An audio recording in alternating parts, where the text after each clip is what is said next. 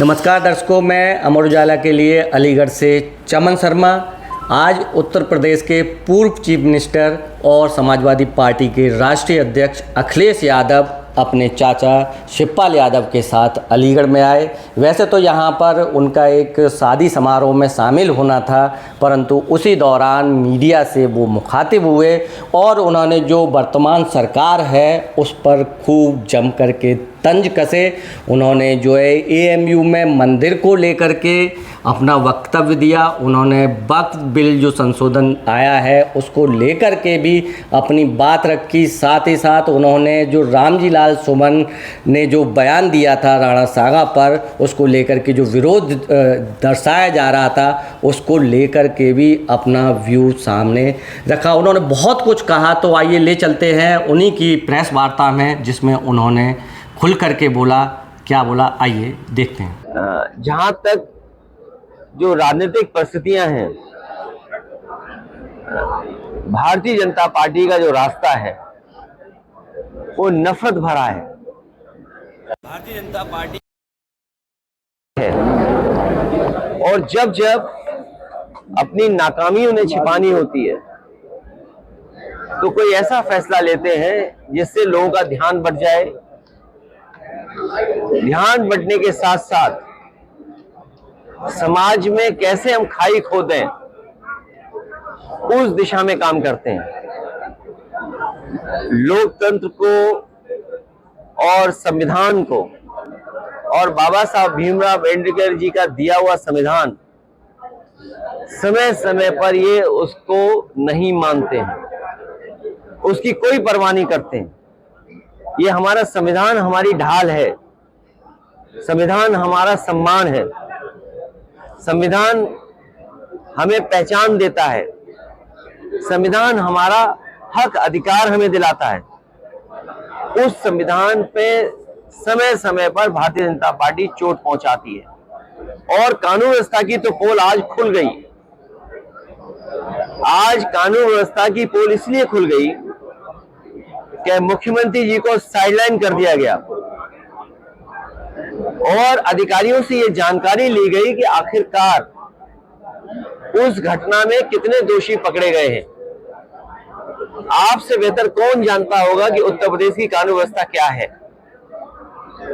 जो आंकड़े उत्तर प्रदेश सरकार के बताते हैं, सबसे ज्यादा महिलाएं असुरक्षित हैं, बेटियां असुरक्षित हैं, अन्याय हो रहा है, भेदभाव हो रहा है और पार्टी देख करके भेदभाव हो रहा है, जाति देख करके भेदभाव हो रहा है और अपनी बात को मनवाने के लिए अगर झूठे भी मुकदमे लगाने पड़े तो वो मुकदमे झूठे लगाए जा रहे हैं और विपक्ष को कैसे कमजोर किया जाए, कैसे दबाया जाए, लगातार सरकार कर रही है। और इधर तो हमने क्या देखा, अर्थव्यवस्था का खेल। जो लोग विश्व गुरु बनना चाहते थे, जो दुनिया को लीड करना चाहते थे, भारतीय जनता पार्टी जो जुमले समय समय पर बताती थी कि हम दुनिया की तीसरी और चौथी अर्थव्यवस्था बन गए, आज महंगाई कहां पहुंच गई है।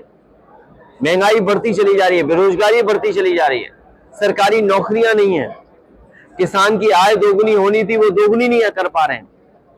और जो लोग कहते थे हम आलू खरीद लेंगे, किसान की पैदावार को सही कीमत दे देंगे, इन्होंने साठ-गांठ कर ली उद्योगपतियों से, बड़े बड़े कारोबारियों से साठ-गांठ कर करके हमारे किसान का गेहूं को जो कीमत मिलनी चाहिए वो भी ये उपलब्ध नहीं करा पा रहे। और क्या सीमा बांध रहे हैं, सीमा ये बांध रहे हैं कि इससे ज्यादा प्राइवेट के लोग भी नहीं खरीद सकते गेहूं। जो अगर कंपटीशन होता कहीं, जो बाजार का कंपटीशन है, इसीलिए तो ये काले कानून ला रहे थे, यही तो तर्क दे रहे थे कि बाजार का कंपटीशन होगा तो किसान को ज्यादा लाभ पहुंचेगा। लेकिन आज जब गेहूं की कीमत सही मिल सकती थी किसान को, ये पाबंदी लगा रहे हैं कि किसान को सही कीमत ना मिले गेहूं की। पीछे से बड़ी बड़ी कंपनियों को पूरा गेहूं खरीदवा दे रहे हैं और अभी जो बारिश हुई है, जो आंधी तूफान आया है, जो नुकसान हुआ है उसकी भरपाई सरकार करने के लिए तैयार नहीं है। इसलिए ये सरकार का जाना तय है। जहां हम लोग खड़े हैं इससे बहुत दूर नहीं, हम और आप लोग तब भी मिले होंगे जब तोशिबा कंपनी का हरदवागंज में प्लांट लगवाया गया था। उसकी बिजली बनने लगी है, उत्पादन ज्यादा है, लेकिन बिजली की कीमत क्या है आज? बिजली की कीमत कितनी देनी पड़ रही है? न केवल शहरी लोगों को देनी पड़ रही है, बल्कि गांव के लोगों को भी दिक्कत का सामना करना पड़ रहा है। और ये जीएसटी का जो कानून लाए थे, ये बताते थे कि जीएसटी से हमारा व्यापार बढ़ेगा, लेकिन जीएसटी ने हमारे व्यापार को बर्बाद कर दिया, उलझा दिया। जो लाभ मिलना चाहिए था वो लाभ भी सरकार नहीं व्यापारियों को दे पा रही है। ये बात तो आपसे बेहतर कौन जानेगा। और हमारे चैनल भाई लोग हैं, जब से कोविड गया है तब से इनका भी वेतन किसी का नहीं बढ़ा। आपका प्रोग्राम चल रहा है, आओ गले मिले। सुमन को लेकर लगातार सियासत हो रही है, विरोध प्रदर्शन। आगरा में पुलिस ने बाकायदा डंडे खरीदे हैं, क्या कहेंगे आप? नहीं, रामजिया सुमन जी ने जो कुछ कहा उसके बाद राज्यसभा के रिकॉर्ड से वो बात हटा दी गई। जिस समय कोई बात रिकॉर्ड से हटा दी जाती है उसी समय बात खत्म हो जाती है। लेकिन भारतीय जनता पार्टी का भरोसा तानाशाही पर है। हिटलर ने कभी ट्रूपर्स बनाए थे, अपने पॉलिटिकल वर्कर्स को पुलिस की वर्दी पहना करके वो जो चाहता था वो हिटलर करवाता था। ये जो सेनाएं दिखाई दे रही हैं, ये मुख्यमंत्री जी के इशारे पर सेनाएं हैं, और ये जो कुछ हो रहा है ये सब कुछ सरकार के इशारे पर हो रहा है। मैं तो इतना ही कहूंगा, क्योंकि आज प्रधानमंत्री जी बनारस में हैं और मुख्यमंत्री जी भी बनारस में हैं।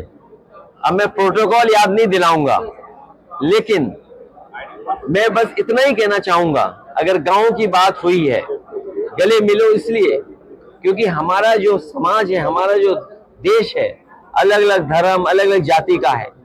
हम जितना गले मिलेंगे, हम जितना एक दूसरे को समझेंगे, हम जितना एक दूसरे के त्योहार खुशियों के साथ मनाएंगे, उतना ही हमारा समाज, उतना ही हमारा देश तरक्की करेगा, उतना ही हमारे समाज में भाईचारा बढ़ेगा। और जो बात गोद लेने की या गांव में जाने की है, मैं केवल मुख्यमंत्री जी से ये कहूंगा कि जिसको गोद लिया जाता है उसे अनाथ नहीं छोड़ा जाता है।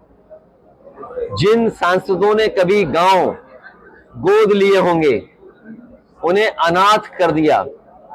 इसलिए मैं भारतीय जनता पार्टी को कहना चाहूंगा, उनके लीडर्स को कहना चाहूंगा कि जो गांव गोद लिए जाते हैं उनको अनाथ नहीं छोड़ा जाता है। क्या आप मानते हैं अभी भी शासन और सुशासन की उत्तर प्रदेश चल रहा है क्या? अध्यक्ष जी, सुरक्षा और सुशासन का जो मुद्दा था भाजपा सरकार का, क्या आप भी आज भी वो योगी सरकार की ताकत मानते हैं आप? मैं न मानूं। आप घटनाएं जो हो रही, आज सोचिए आप, आज प्रधानमंत्री जी सीधे मिले अधिकारियों से, ये सरकार की पोल खोलता है।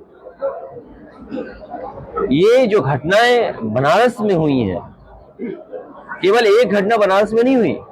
आप याद कीजिए, बीएचयू में एक बेटी जो पढ़ती थी, उसके साथ जो बलात्कार हुआ, उसमें जितने लोग निकले वो सब भारतीय जनता पार्टी के लोग थे।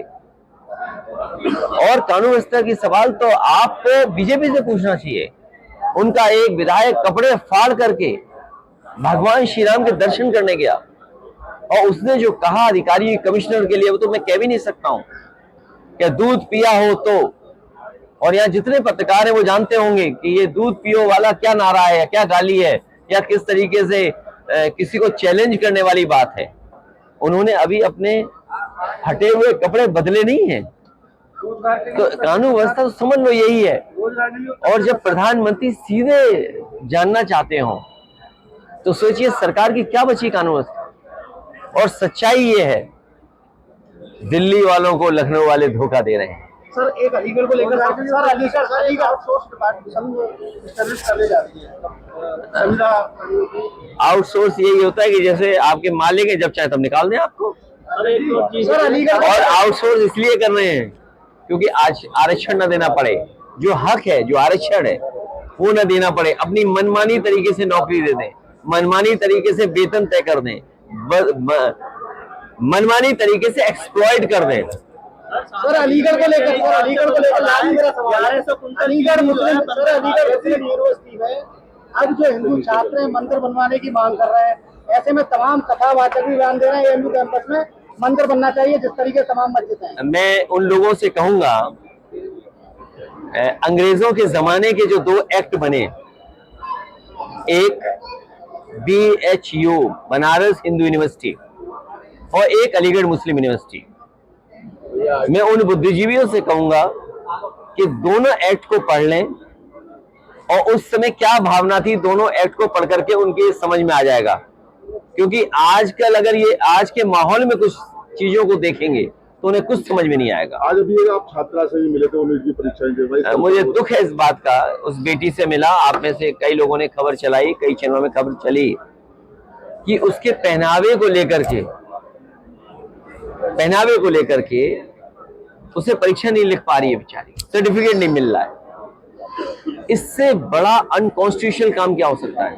तभी हमने कहा कि संविधान हमारी ढाल है और ये सरकार और सरकार के अधिकारी संविधान को नहीं मान सकते। इससे बड़ा उदाहरण क्या हो सकता है कि जो कानून, जो संविधान हमें व्यवस्था देता है, जिस संविधान की वजह से हमें हक सम्मान मिल रहा है, वो हमें अधिकारी दे ही नहीं रहे सम्मान।